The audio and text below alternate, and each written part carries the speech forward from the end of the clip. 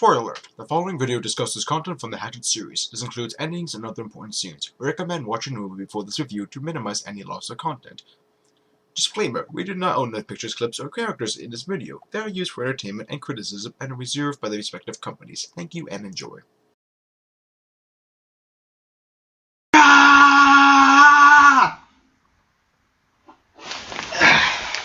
Well, I'm satisfied.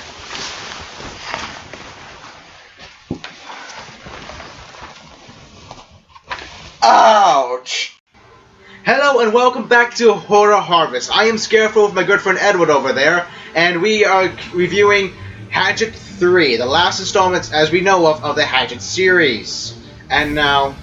Yeah, we already covered 1 and 2. If you haven't seen the videos yet, you can check our channel. They should be the ones of Horror Harvest that were put just before these ones. And you can check the playlist, because it should be in the playlist, I mean. Yeah, it probably should. It should be. If not, I have some work to do. But overall, those were great movies. Not gonna lie. And the third one definitely was by far probably the best out of the three. And not just saying that compared to the other two, because I think it said it has an ending, but we're not entirely sure about it. It kind of gives a little bit more resolve and more background on the actual story of Crowley, and it just has some great goregasms, as we kind of... As we said when we were watching the first movie, exactly what these movies kind of are. Goregasms. And to clarify what a goregasm is, for us at least, it is the event in a movie where it isn't just a death, but they completely hack someone in half. They completely splatter their intestines all over the walls. It is when it is so overly... It's almost overkill to see it. It's like... It's like you start to question how much blood is in this person's body. You know? It's... Like I said, you know, goregasm. Exactly, because it's just like, it's so...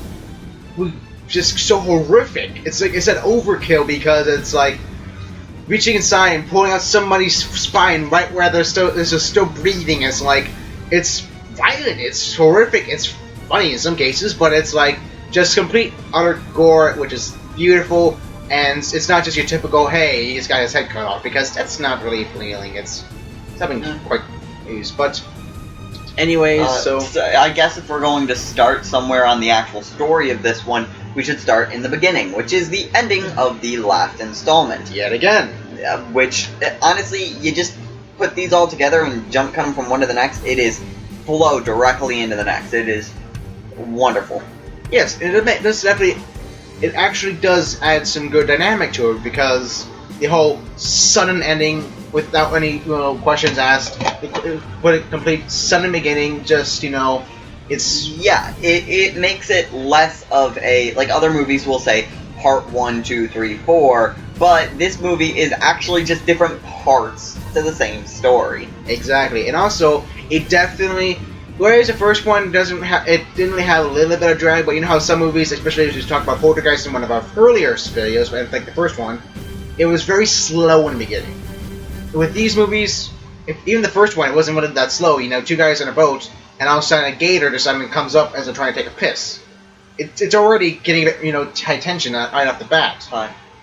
What? I just looked at the clock. It was 3:14 on 3 minutes 14 seconds. What? Back on topic. Leave it 145. Anyways, I said 4. Round up to 5. Hey, we're not getting into a discussion about pie right now. So, going on next, we should talk about... the police. Yeah, because they do something, like, for instance, she killed Crowley, as you saw, they shotgunned his head off, and it's like... She showed up at the police station holding a gun, a part of someone's skull, being Crowley's, and covered in someone else's blood. Yeah, Crowley's. They arrested her. I think you'd do the same if you were a cop. Well, and the blood is said because they have a goregasm right off the bat, because Crowley, when he gets back up from this head thing, she punches him in the face, and then he falls onto his own gigantic chainsaw and cuts himself in half. And it's I don't get what's with the giant chainsaw. Like, did he design it himself? I think so, because it is like, it's probably the size of a human. It's incredibly large, but anyways. And then, so that's why he got his blood on, but he just said, he gets into the police station and they arrest her, and then it's like, oh, It can't be Crowley. You're obviously some crazy psycho bitch. Yeah. I mean, makes sense, to be fair. Yeah, but what sucks is a reporter shows up to talk to her because she's saying it's about the Crowley story, and this reporter is well known for the Crowley incidents, and she's rather insane. Yes, but leaving that off to the side at the moment, she basically admits to the cops that she tapped into their phone lines to get information on the case that she was not allowed to have, and then they permit her to speak to this person who is not given permission for an interview so that she can find out more. First of all, the cops are being pushovers. Like, she told them to do something, they just did it. And this carries on, is that when she tells someone to do something, they just kind of do it. Especially with this one cop that she ends up going off with for a while, and it's just... what the heck? And two, she should be arrested! She was tapping into phone lines that were distributing private information for the police. Right if I walked up to a police station and told them about that, I'd get fucking canned. Ironically, how you're holding a can as you said that. Not really ironic, more coincidental. Coincidental. Whatever, I'm not the government police.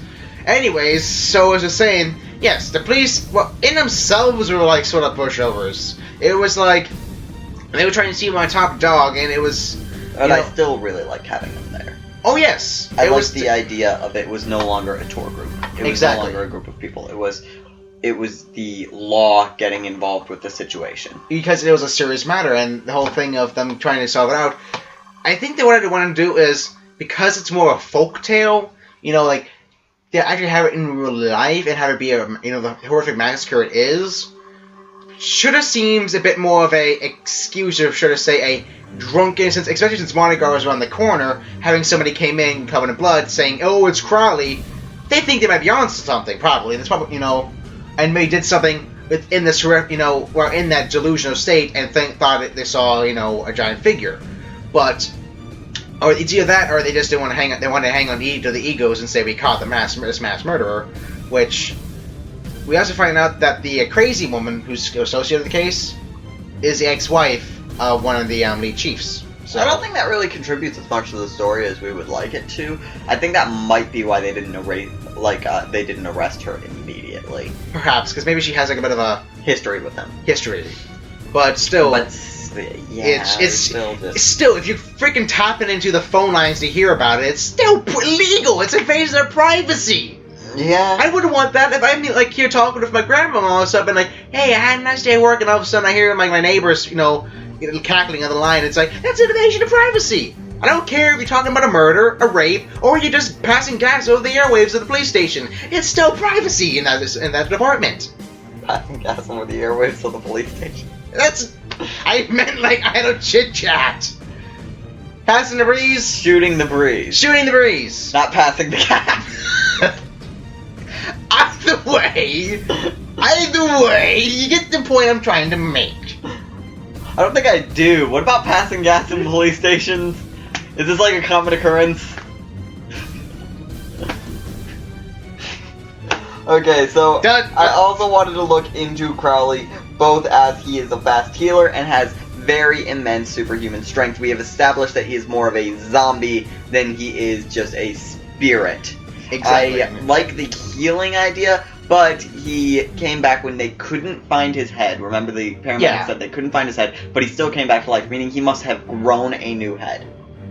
His body, I think, is set on a clock, because he is a returning spirit, a reseeing thing.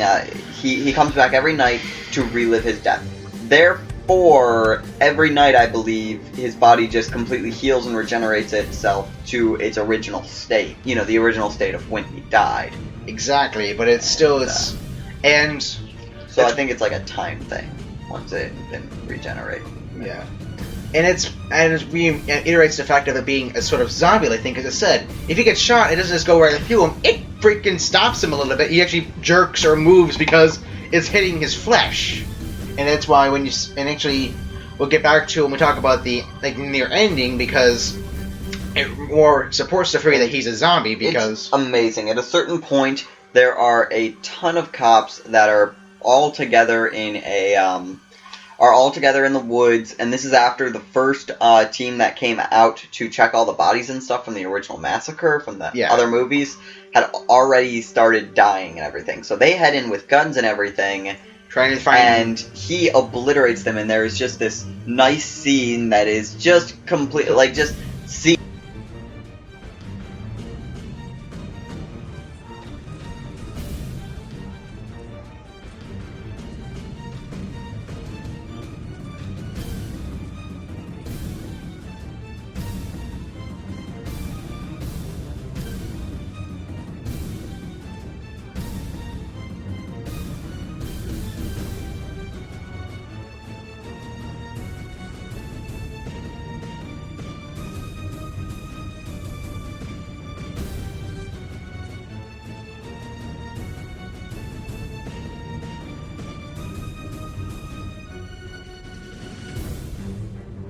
Goregasm! Oh god, I mean, that was just... He literally just, like, not only do they, like, waste all the bullets, I mean, heck, you even have the little Mortal Kombat reference with, "Get over here," as he freaking gets, like, a hook stuck in the one cop's shoulder, holding him back, and then when they run out of bullets, they try to smash the just butts. actually seen back, that's, that, where did he get? Was that a hook that he was using on a chain? I have no clue, honestly. I just know that it looked like it just looked like Scorpion's spear to me. Really. Either way, it was a nice little touch, and especially when they start bashing the guy in with, you know, like all the cops, you know, hitting with the butts of the guns because they ran out of bullets.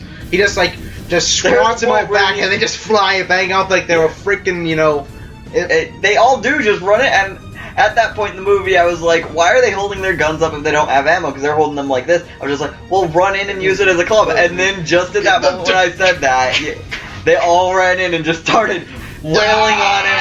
Oh, and at the same time, you see Crowley beating on one of the officer guys, and then everyone else is beating on him, and they're just like bing, bing, thud, thud, thud, bing, bing, bing, and then all of a sudden he just passes away. The guy's still dead there. He's not dead, and everyone else is like in pain as they got flown away, and it's like, well, they go flat out Mortal Kombat at a certain point. Gets a guy's spine gets ripped out with his skull still attached to it. Just. Brutality. Yeah. Oh, granted, he was a bit of a thick-headed guy anyways. I mean, they try to, like, it's going in, we actually talk about this chief. He either has too big of an ego or he has very little of a brain. This guy, like, literally, somebody else is getting scared because somebody actually survived from the team to recover the bodies and says, you know, he hid in a body to get, you know, away from Crowley, and we should get the heck out of there because Crowley is real. And the guy's like, nah, it's, you know, US have just got laws or something. So somebody else goes running, says he even quits, even if, you know, if he gets fired. And he literally goes up, takes him by the throat, and shoves him up from his tree, saying, "Are you scared? Calm down." And it's like, he just decided that when he saw this large amount of corpses with balls hanging from the tree, and was warned by a man whom had said flat out that bullets don't stop the guy that just killed all of these people, that he decided he was going to leave before he died. And yeah! I'm pretty sure most people would have. I'm pretty sure it wouldn't have been the situation where this one guy tries to leave. I'm pretty sure everyone would have left except for that one pig-headed chief, and then he would have gotten killed alone. I'd like to think that that's how it should have happened. And actually, it was once again reassuring because the guy, when he sees everybody else get massacred, no matter what they threw at him, he comes up and just like try to take him head on. He goes, "Come at me, bitch!" And then he just see Crowley shove his hand in, grab his spine, and then kink, kink, kink, kink, kink, twist, pull, and then he is dead. Yeah, would that be police brutality? Because he's flat out said he gave up his job, he knows he's going to get fired, what have you, and leave. So at that point, you might as well just say he's a citizen. And then his commanding officer, which whether he's a citizen or not doesn't really matter, grabbed him by the throat and slammed him against a tree for no good reason. He was completely within his legal rights to quit his job there and leave. It was... I'm happy the pig-headed chief died. I mean... Exactly, and he said even if he was still a police officer, that's still beyond excessive force just to get somebody back into the spirit of, hey, we gotta stop this guy, even though we've been told we can't stop him. It's just unnecessary force. I'd like to look at it beginning to end, the actual full story of the 3 movies. First movie, we start off with simple enough Mardi Gras. Yeah. These kids go out on a boat tour, and they end up getting killed by Crowley, and the only story given that's backstory is Crowley was killed by some kids in a fire because they wanted to scare him out so they could make fun of him, basically. Yeah, and they build on that. Yeah, something goes wrong, catches the house afire, and then his father ends up accidentally, being a victim of circumstance, axes his son in the face, thus killing him there. And then in his second movie, we find out more about the story. For instance, the father was one of the kids to terrorize, Crowley, and then how not only is the Reverend Zombie, who they literally glance over in the first one, he is running the whole tourism thing, which is illegal because the lake itself is shut off, and then how he actually was a good friend of Samson Thompson. So basically, in the second movie, we find out all the necessary who's related to who's responsible for what information, all the things that tie in the people who are there with what's happening, how it relates supernaturally as well, like what the curse was, and that went into detail with how Tom Crowley cheated on his wife and how she cursed them after death, which I still believe for the spirit.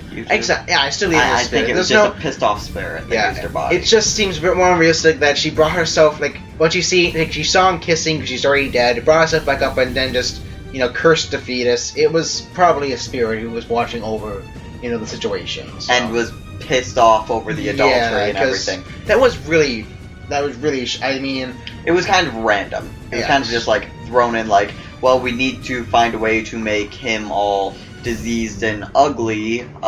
He was cursed as a baby. Who was he cursed by? His mother, because the father was having an affair. After she died, though, and it's why did she have to die first? Why couldn't she do it on her deathbed? I'm not sure, actually. Why couldn't they just have said that she was a priestess or something and had her do it on her deathbed before she died instead of coming back? You see, the coming back thing, that's what really makes me think that it was just a pissed off spirit. Yeah. Although, I do like how eventually, and I said, this is why it's not really Tom I'm mad at, it's more of how he was very adulterous, because he does actually make up and just learn to love his son. He makes peace of God, and he learns to care for his son. He only kept them hidden because he found out he didn't want to be, embarrassed for his adulterous acts from the past, because he's trying to repent for them. And eventually, I said he was trying to save his son. I just realized something. What? What's his full name? What Crowley, the murderer? Oh, the murderer? Victor Crowley was Victor Crowley, yeah. Victor Crowley. Victor Crowley. He's half black. Yeah. It would have to be. He doesn't seem like that when you look at him. He seems like he's completely white. Granted, I mean, his body is like a whole muscle abomination and tumors. So yeah, but tumors don't make you. I know. Whiter. I know, but do they? Is there any disease or something he might have that's changing his skin color? I guess it's not too important. It's probably not important. I do get your meme because I didn't really think about it up until the moment when we were talking about the affair and everything. I was like, yeah, and wait, he was having an affair with a black nurse. Black nurse, yeah. Which it's not saying it's not a big deal. It's just something to obviously consider. You'd think it would make an Obama of him, and also that made me remember was going back to the whole police, the police and ex-wife or whatever, the reporter. When she goes, bring up race more than we should when we talk about it. We really should not, but I mean, it's just kind of like a prominent. I mean, when you make a character, a crazy character. There's even a character in this who is so full of race. It makes a country comedy central show looked really clean. While we're on the topic of race, since segues. There are two separate stories going on. The army story, which is basically the police officers and everything in the woods being killed by Crowley, and the girl from the last ones who is being escorted Slightly around kidnapped. and slightly kidnapped, yes, from her jail cell because they need her help to actually kill Crowley. And as you can imagine, these kind of meet in the middle, you know, at the end of the movie. But they have to get Crowley's father's ashes From his nephews. From his nephew, and when they go over his house, the black police officer and the woman reporter try to enter, and he even looks at the badge on the officer and says, "Who'd you steal this from, boy?" The man was extraordinarily racist. That was basically his only character trait, was he was racist and insane. Yeah, he looked at he really looked at the guy and was like, what's with the color? Not even calling him a person, is what's with the color? And it's just like, I mean, it was ridiculous. It was ridiculous. In fact, actually, the black guy even goes back and makes another tries to jab at him with other racial stereotypes, the whole fried chicken stuff, which it's just still just kind of sad how messed up this guy is. And once again, he said he is insane. He's talking to a reporter they just talked yesterday when it's been about 10 years or so that they've really talked.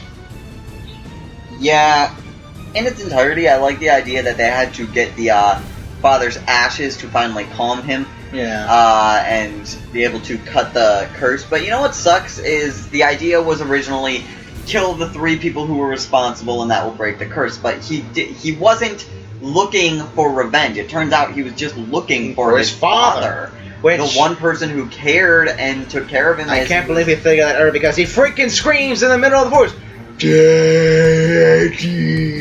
And that's all he's doing throughout all the movies is looking for his father. And even in the story, it says he's just a spirit looking for his father. What? Why did he not know when ring the alarm bell that hey, maybe we should dump his ashes with him? It's just, I don't know. It seems a bit simplistic when you really come to terms with it. In fact, you're probably yelling at us already, saying that we're dumbasses. We're not thinking that in the second one, but. Yeah, as we said before, how we had the quick theory that the guy who... Actually, they never explained him. The guy who was pissing in jars and everything. Yeah. Because he seemed to have, in the second movie, have made a deal with Crowley. Something to keep himself alive, because he'd been alive for a long time, and Crowley didn't kill him until he accepted that girl into his house. And that pissed Crowley off, it seemed. But... why? Apparently he wasn't looking for revenge, so why did he care? I'm not really sure. And on top of that, what was the deal with that guy? Why was he... I'm sure there's a director's cut or something, I don't know, that I'm missing out on, but it's why... Why isn't he more in it? Why was he never explained?